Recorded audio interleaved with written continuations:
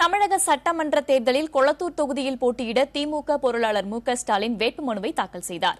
அய்யனாவரம் மாநகராட்சி மண்டல அலுவலகத்தில் தேர்தல் அலுவலர் கார்த்திகாவிடம் மு.க.ஸ்டாலின் வேட்புமனுவை சமர்ப்பித்தார். வேட்புமனு தாக்கலின் போது திமுக சட்டப்பிரிவு நிர்வாகிகள் சண்முகசுந்தரம், கிரிராஜன், காங்கிரஸ் சார்பாக ரங்கபாத்தியம், தமிழ்நாடு முஸ்லிம் முன்னேற்றக் கழகத்தின் உஸ்மான் அலி ஆகியோர் உடனிருந்தனர். வேட்புமனு தாக்கல் நிறைவடைந்த பின் வெளியே வந்த ஸ்டாலின் கொளத்தூர் தொகுதியில் தனது தேர்தல் பரப்புரையை தொடங்கினார்.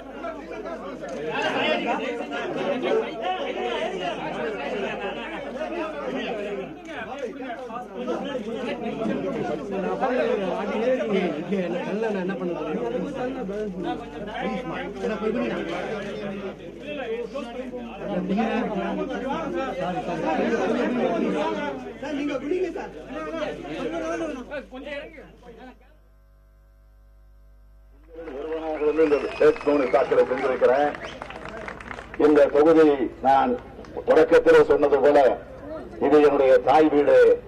எனவே அந்த தாய் வீட்டில் மீண்டும் பிரதிநிதியாக, மக்கள் பிரதிநிதியாக, உங்கள் பிரதிநிதியாக, உங்களுக்கு பணியாற்றக்கூடிய பிரதிநிதியாக இருந்து என்னுடைய கடமையை நிறைவேற்ற எனக்கு உத்தரவிடுங்கள். உங்கள் உத்தரவை ஏற்று பணியாற்ற காத்திருக்கிறேன்.